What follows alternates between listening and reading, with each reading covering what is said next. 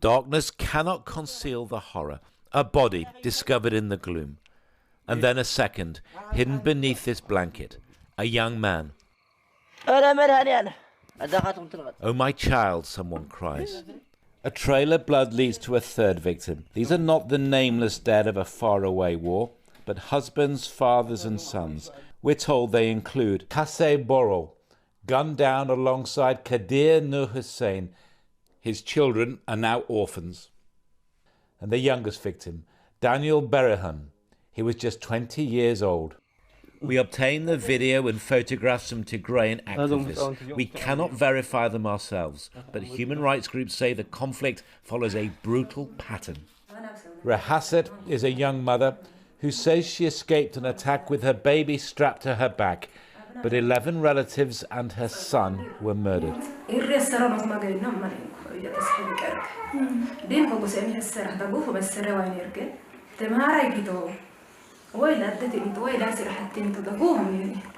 How routine is the massacre of civilians? How common is the use of rape as a weapon of war?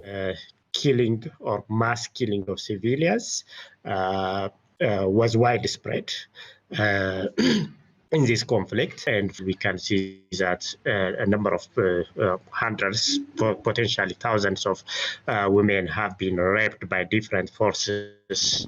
In the blood-soaked sand lies more evidence of crimes against humanity, a massacre of at least 36 men.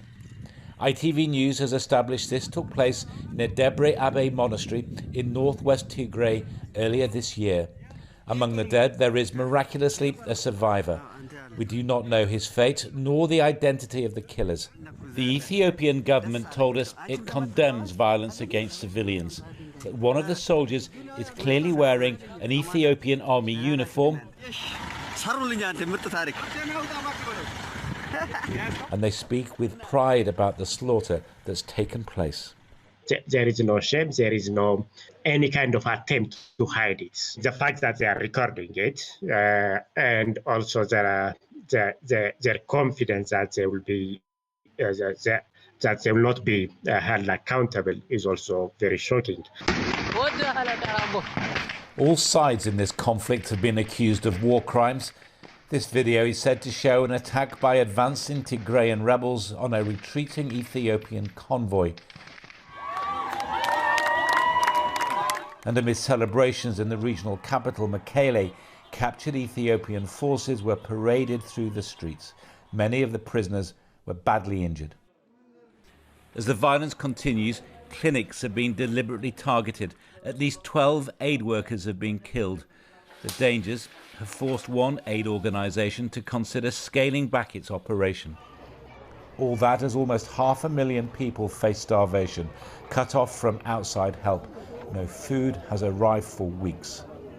The situation is extremely dire.